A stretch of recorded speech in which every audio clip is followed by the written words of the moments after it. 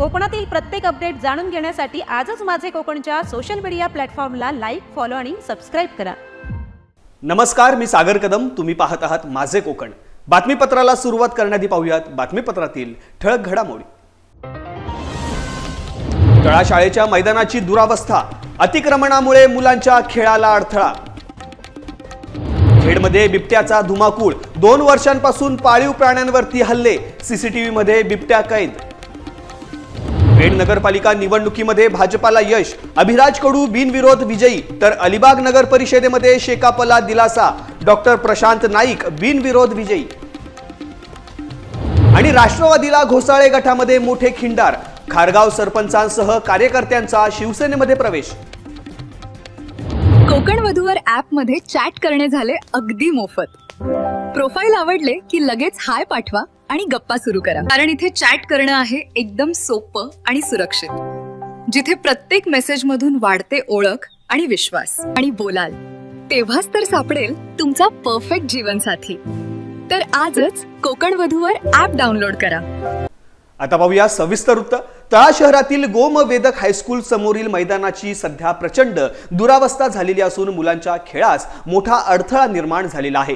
शहरातील मध्यवर्ती भागात असलेल्या या मैदानावरती विविध कामांसाठीचे साहित्य मोठ्या प्रमाणात ठेवण्यात आलेले आहे। शहराला पाणी पुरवठा करणाऱ्या पाण्याच्या टाकीचा कामासाठीचे लोखंडी साहित्य आणि खडी इथेच ठेवल्यामुळे मुलांना खेळताना दुखापत होण्याची भीती व्यक्त होत आहे। इतकंच नाही तर तळा नगरपंचायतीच्या कचरा उचलणाऱ्या घंटागाड्या आणि इतर खासगी वाहनेही या मैदानावरती दिवस रात्र उभी असतात। यामुळे विद्यार्थ्यांना खेळायला पुरेसे मैदान उपलब्ध नाहीये। काही दिवसातच मुलांच्या हिवाळी मैदानी स्पर्धांना सुरुवात होणार आहे, मात्र मैदानावरती असलेल्या या अतिक्रमणामुळे त्यांना सराव करायलाही जागा मिळत नाहीये। या गंभीर समस्येकडे तळा नगरपंचायत प्रशासनाने गांभीर्याने लक्ष द्यावे अशी मागणी आता शहरवासियांकडून जोर धरू लागली आहे।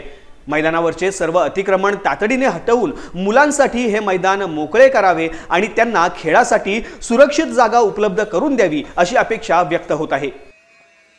खेड तालुक्यातील बिजघर पंचक्रोशीमध्ये बिबट्याने अक्षरशः धुमाकूळ घातलेला आहे।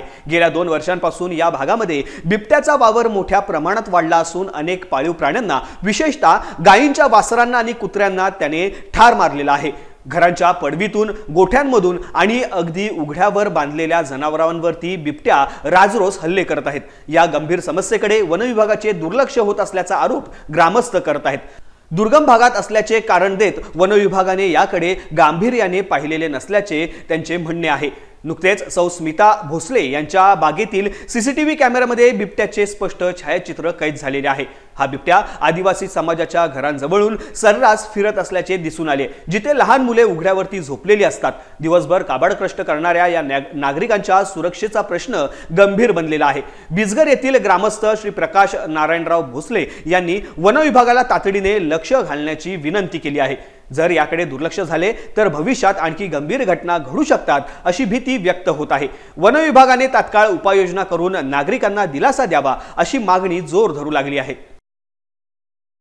पेण नगरपालिकेच्या निवडणुकीतून एक महत्त्वाची आणि मोठी बातमी समोर येत आहे। भाजपने या निवडणुकीत दमदार सुरुवात करत आपले स्थान मजबूत केलेले आहे। भाजपचे अभिराज कडू हे पेण नगरपालिकेत बिनविरोध निवडून आलेले आहेत। निवडणूक प्रक्रियेतील नामांकन अर्जांच्या छाननी दरम्यान काही उमेदवारांचे अर्ज विविध कारणांमुळे बाद झाले। यामुळे एकूण 4 नगरसेवक पदाचे उमेदवार बिनविरोध विजयी झालेले आहेत। यामध्ये प्रभाग क्रमांक 12 ब मधून भाजपचे अभिराज कडू यांचा समावेश आहे, तर प्रभाग क्रमांक 12 अ मधून राष्ट्रवादी काँग्रेस पक्षाच्या सुशीला हरिश्चंद्र ठाकूर या देखील बिनविरोध विजयी झालेल्या आहेत।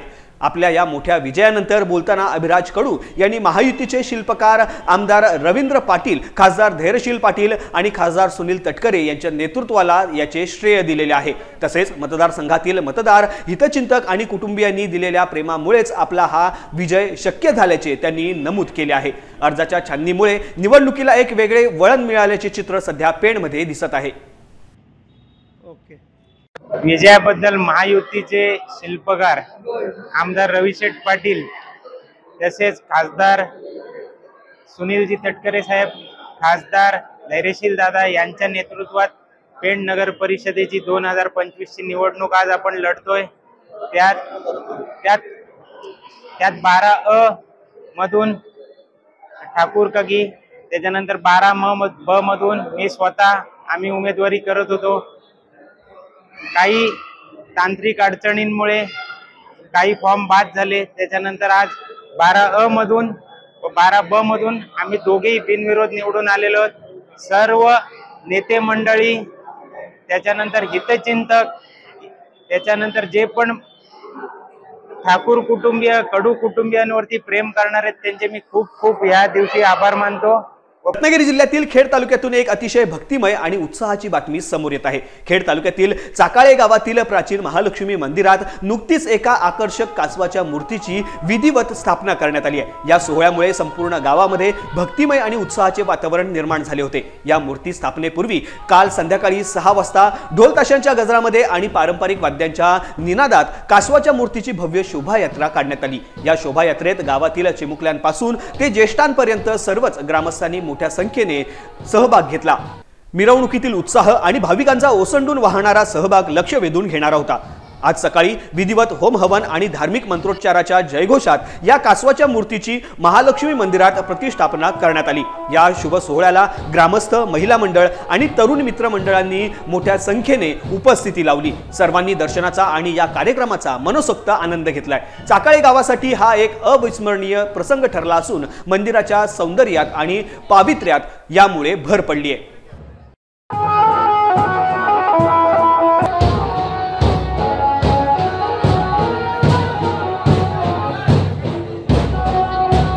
रोह्यामध्ये निवडणुकीच्या पार्श्वभूमीवरती राजकीय घडामोडींना वेग आलेला आहे. घोसाळे जिल्हा परिषद गटात राष्ट्रवादी काँग्रेसला मोठा धक्का बसला असून युवा नेते सतेज आपणकर यांच्यासह खारगावचे सरपंच आणि सदस्यांनी राष्ट्रवादीला रामराम ठोकत शिवसेनेमध्ये प्रवेश केलाय. मंत्री भरत गोगावले, आमदार महेंद्र दळवी आणि शिवसेना तालुका प्रमुख मनोज शिंदे यांच्या उपस्थितीत हा पक्ष प्रवेश सोहळा पार पडलाय. सतेज आपणकर यांनी विकास कामे होत नसल्याने, मान सन्मान मिळत नसल्याने आणि दिलेले शब्द न पाळल्याने राष्ट्रवादी सोडण्याचा निर्णय घेतला. शिवसेनेत विकास कामांना गती मिळेल अशी अपेक्षा त्यांनी व्यक्त केली आहे. या पक्ष प्रवेशावरती बोलताना शिवसेना तालुका प्रमुख मनोज शिंदे यांनी राष्ट्रवादीवरती जोरदार टीका केली आहे. राष्ट्रवादीला कंटाळून कार्यकर्ते पक्ष सोडत असल्याचा दावा त्यांनी केलाय. सतेज आपणकर यांच्या पक्ष प्रवेशामुळे घोसाळे गटात राष्ट्रवादीला मोठे खिंडार पडल्याचे बोलले जात आहे. यामुळे रोहा तालुक्यात शिवसेनेची ताकद लक्षणीयरित्या वाढणार आहे. आपली संस्कृती निश्चित आहे की वरिष्ठ असले की आपण नक्की वापरून नमस्कार करतो. आमदार असलो, मंत्री बरेचसे असले तरी पण आजची सवय गेलेली नाही आहे. तर यांचा ताटर पण आपण बघितला असा. म्हणजे आता साधारण चुनी पडली तर लगेच बदलण्याची त्यांची ताकद आहे. हे असेच बदलत आहेत, आपल्याला पण असेच बदललेत आणि म्हणून सगळे एकवटलेत.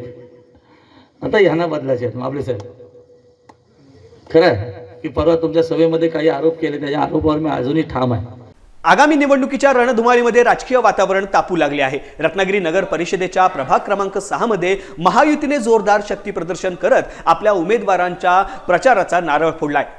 शिवसेना भाजपचे अधिकृत उमेदवार राजीव यशवंत कीर आणि सौ मेघा अविनाश कुलकर्णी यांच्यासाठी नाचाणे येथील ग्रामदेवत श्री नवलाई पावणाई मंदिरात आशीर्वाद घेऊन प्रचाराचा श्री गणेशा करण्यात आला. यावेळी राज्याचे उद्योगमंत्री तथा पालकमंत्री उदय सामंत यांच्यासह नगराध्यक्ष पदाच्या उमेदवार सौ शिल्पाताई सुर्वे, शिवसेना जिल्हा प्रमुख राहुल पंडित, भाजपचे जिल्हा निवडणूक प्रमुख ॲडव्होकेट दीपक पटवर्धन आणि अनेक प्रमुख नेते, पदाधिकारी व कार्यकर्ते मोठ्या संख्येने उपस्थित होते. रत्नागिरीमधून महत्त्वाची राजकीय बातमी समोर येते आहे. भारतीय जनता पक्षाचे माजी जिल्हाध्यक्ष राजेश सावंत यांनी पत्रकार परिषद घेऊन आपली भूमिका स्पष्ट केली आहे. गेल्या काही दिवसांपासून त्यांच्या राजकीय वाटचालीबाबत सुरू असलेल्या विविध चर्चांना त्यांनी या पत्रकार परिषदेमध्ये पूर्ण विराम दिलाय. यावेळी सावंत यांनी भाजपचे प्रदेशाध्यक्ष रवींद्र चव्हाण यांच्याविषयी आदर व्यक्त केला. आदरणीय रवींद्र चव्हाण साहेब हे नुसते माझ्या पक्षाचे अध्यक्ष होते, माझे ते गुरुबंधू होते आणि माझे मार्गदर्शक होते.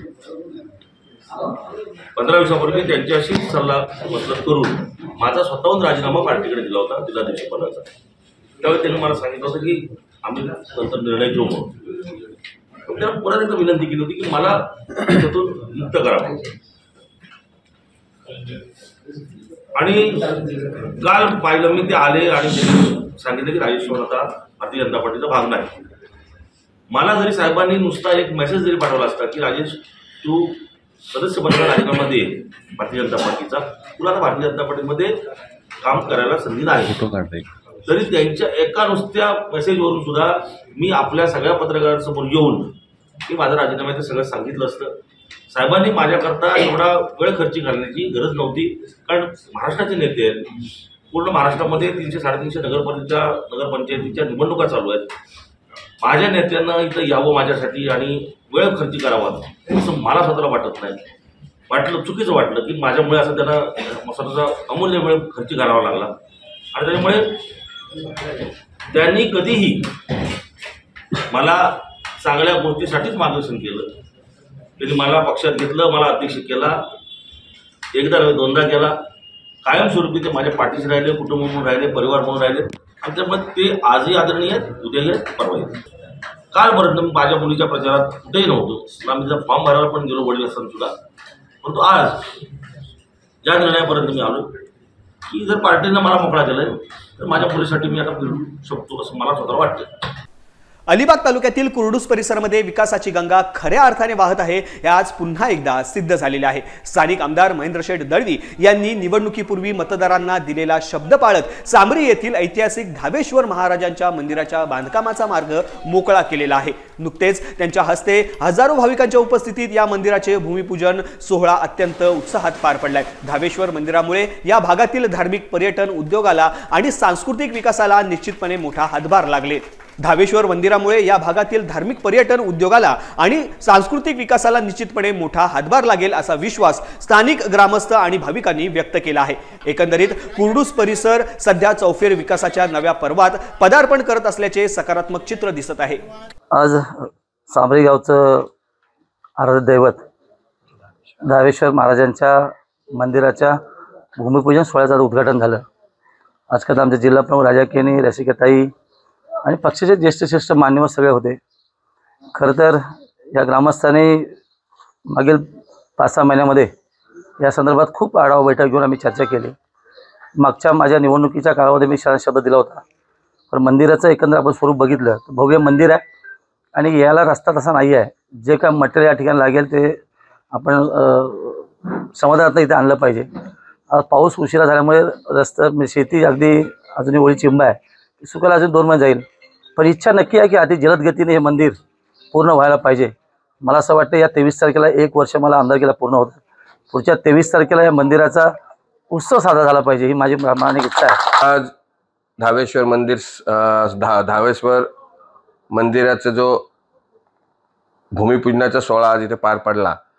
सामरी ग्रामस्थांची खूप इच्छा होती की हा मंदिर पुरातन मंदिर आहे, हा त्याचा जीर्णोद्धार व्हावा. यासाठी गेल्या विधानसभा निवडणुकीमध्ये 6-7 महिन्यापूर्वी आमदार महेंद्रशेठ दळवी यांच्याकडे त्या ग्रामस्थांनी तो प्रश्न उपस्थित केला की ह्या मंदिराचं धाबेश्वर मंदिराचे देवाचं ते जीर्णोद्धार व्हावं. ह्यासाठी त्यांचे प्रयत्न होते. पण ते प्रयत्न आज फळाला आलेत आणि आमदार महेंद्रशेठ दळवी यांच्या शुभ हस्ते धाबेश्वर मंदिराचं भूमिपूजन सोहळा पार पडलेला आहे.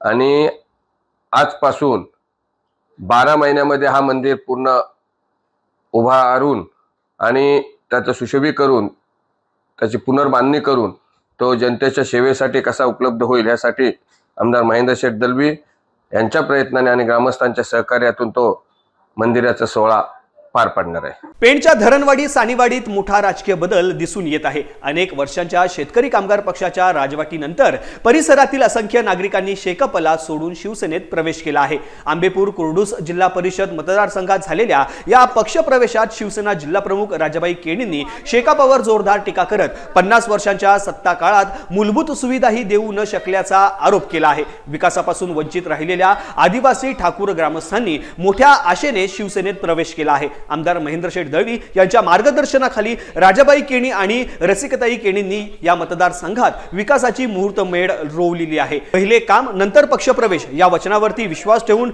धरणवाडी व सानीवाडीतील अनेक ग्रामस्थ आणि महिलांनी राजाबाई केणी यांच्या नेतृत्वाखाली शिवसेनेमध्ये सहभाग घेतलाय. 50 वर्षात न झालेली कामे 15 दिवसात होत असल्याने मतदारांनी शिवसेनेला पसंती दिली आहे. त्यामुळे विरोधकांमध्ये चिंता वाढली असून आंबेपूर कुर्डूस जिल्हा परिषदेवरती रसिकताई केणी यांना पाठवण्याचा निर्धार मतदारांनी केला आहे.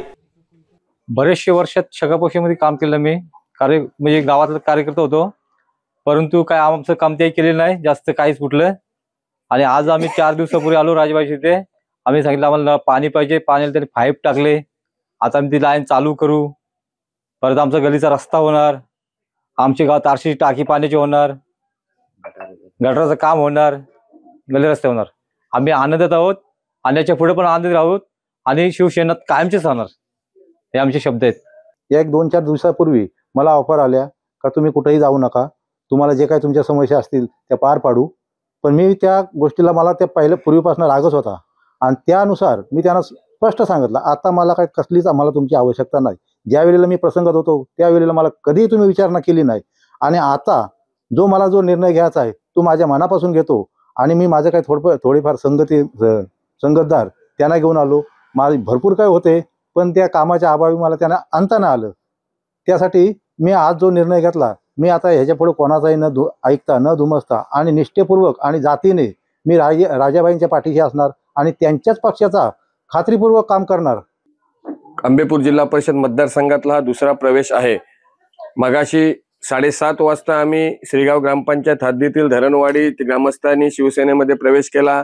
आता बोपोली ग्रामस्थांनी आज इथे ऑफिसमध्ये येऊन थांबून आज रात्रीचे 10 वाजलेत आणि 10 वाजता त्या अख्ख्या पूर्ण गावातील ग्रामस्थांनी इथे येऊन प्रवेश केला. त्यांची एक छोटीशी समस्या होती की पाण्याची जी लाईन होती ती पाण्याची लाईन बंद पडली, ती पाण्याची लाईन चालू करण्यासाठी ते प्रस्ताव टाकला आणि तो प्रस्ताव आम्ही मान्य करून ताबडतोब तिथे पाईपलाईन टाकून त्या ग्रामस्थांना जो आम्ही पाण्याचा प्रश्न होता तो सोडवला. परंतु माझ्या एक लक्षात येत नाही की आज इथे बरेच वर्ष प्रस्थापितांनी राज्य केला, परंतु आज जे प्रत्येक गावातली प्रत्येक ग्रामपंचायतली प्रत्येक वाडी वस्तीतली लोक शिवसेनेच्या विकास कामावर प्रलंबित होऊन म्हणजे खुश होऊन इथे पक्षप्रवेश करून त्यांच्या गावाचा विकास साधत आहेत आणि त्यांच्या गावात जो प्रलंबित विकास आहे तो शिवसेनेकडल्या होईल या आशेने आज शिवसेनेमध्ये प्रवेश करत आहेत. रायगड जिल्ह्यातील मुरुड जंजिरा नगर परिषद निवडणुकीच्या रणधुमाळीला आता चांगलाच वेग आलेला आहे. या निवडणुकीत शिंदे शिवसेनेकडून थेट नगराध्यक्ष पदाच्या उमेदवार म्हणून सौ कल्पना संदीप पाटील निवडणुकीच्या रिंगणात उतरलेल्या आहेत. कल्पना पाटील यांच्या रूपाने शिवसेनेने एक सुशिक्षित आणि तगडा चेहरा निवडणुकीच्या मैदानात उतरवल्याने शिवसैनिकांमध्ये मोठा उत्साह संचारलेला आहे. तर विरोधकांसमोर कडवे आव्हान उभे ठाकले आहे. यावेळी बोलताना सौ कल्पना पाटील यांनी विकासाच्या मुद्द्यावरती भर दिलाय.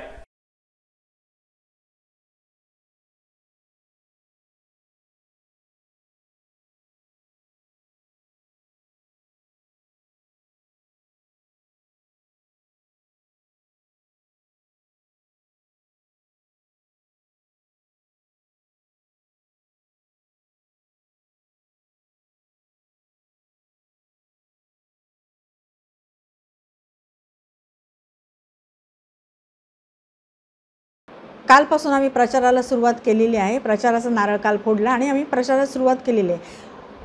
तर नगराध्यक्ष म्हणून मला एक डोर टू डोर लोकांना भेटणं गरजेचंच आहे आणि ज्या वेळेला लोकांकडे मी पोचते त्यावेळेला त्यांच्याकडून प्रतिक्रिया येतातच की आम्ही मनात ठरवलेलं आहे की विकासाला मत द्यायचं आहे. आज महेंद्र शेटनी जो काही विकास केलेला आहे त्या विकासाला मत द्यायचं आहे आणि तो मत तुम्हाला असणार आहे. असे कितीतरी लोक आम्हाला मिळाली की त्यांनी आधीच ठरवलं होतं की हे मत आहे ते आम्ही वाया जाऊ देणार नाही, तर ते विकासाला मत देणार आहोत. तळागाळातल्या लोकांपर्यंत पोचण्याची आमची तयारी असते आणि पोचतो पण. काही असू दे, सुख असू द्या दुःख असू द्या, तळागाळात पोचण्याची जी आमची एक सवय आहे ती कदाचित मला फायदेशीर ठरू शकेलच. विकास कामं तर मी लोकांसमोर घेऊनच जाते.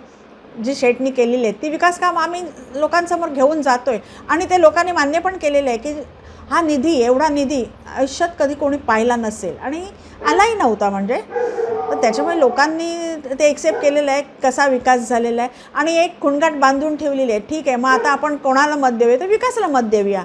मग विकास कुठे आहे, तर विकासाच्या माध्यमातून कल्पना पाटील उभे आहेत, मग आपण त्यांना विजयी करूया. म्हणजे लोकांनी हे ठरवलेलं आहे.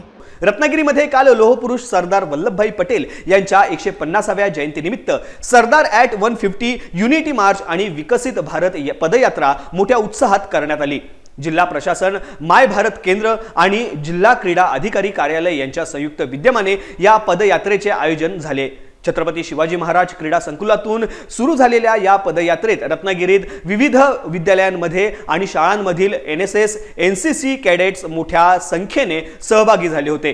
जिल्हा विधी सेवा प्राधिकरणाचे सचिव राजेंद्र पाटील आणि अप्पर जिल्हाधिकारी भाऊ गलांडे यांच्या हस्ते प्रतिमांना पुष्पहार अर्पण करून पदयात्रेला हिरवा झेंडा दाखवण्यात आला। स्टेडियम ते जयस्तंभ मार्गे मारुती मंदिर असा प्रवास करत ही पदयात्रा पुन्हा स्टेडियमवरती येऊन संपली। या ऐतिहासिक मार्च मध्ये अनेक मान्यवर अधिकारी, शिक्षक आणि नागरिक उपस्थित होते। राष्ट्रीय एकात्मतेचा संदेश देत रत्नागिरीकरांनी या उपक्रमाला उत्स्फूर्त प्रतिसाद दिलाय। रत्नागिरीमध्ये केंद्रीय आणि राज्य सरकारी विभागांमधील समन्वय वाढवण्यासाठी पुणे कस्टम युनिटी कप अंतर्गत भारतीय क्रिकेट स्पर्धेचे आयोजन करण्यात आले आहे।